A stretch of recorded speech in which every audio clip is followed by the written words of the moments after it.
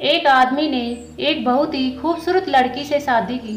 शादी के बाद दोनों की जिंदगी बहुत प्यार से गुजर रही थी। वह उसे बहुत चाहता था और उसकी खूबसूरती की हमेशा तारीफ किया करता था। लेकिन कुछ महीनों के बाद लड़की चर्म रोग से ग्रसित हो गई और धीरे धीरे उसकी खूबसूरती जाने लगी। खुद को इस तरह देख उसके मन में डर समाने लगा कि यदि वह बदसूरत हो गई तो उसका पति उससे नफरत करने लगेगा और वह उसकी नफरत बर्दाश्त नहीं कर पाएगी। इस बीच एक दिन पति को किसी काम से शहर से बाहर जाना पड़ा।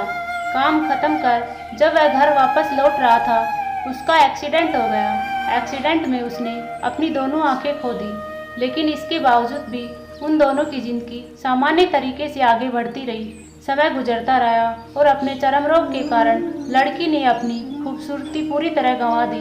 वह बदसूरत हो गई, लेकिन अंधे पति को इस बारे में कुछ भी पता नहीं था, इसलिए इसका उनके खुशहाल वैवाहिक जीवन पर कोई प्रभाव नहीं पड़ा। वह उसे उसी तरह प्यार करता रहा।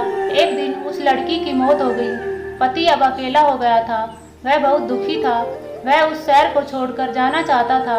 उसने अंतिम संस्कार की पूरी क्रियाविधि पूर्ण की और शहर छोड़कर जाने लगा। तभी एक आदमी ने पीछे से उसे पुकारा और पास आकर कहा, अब तुम बिना सहारे के अकेली कैसे चल पाओगे?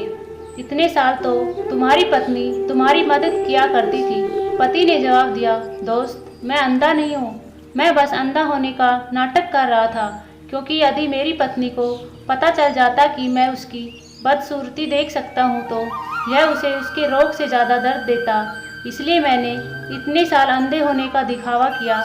वह बहुत अच्छी पत्नी थी, बस उसे खुश रखना चाहता था।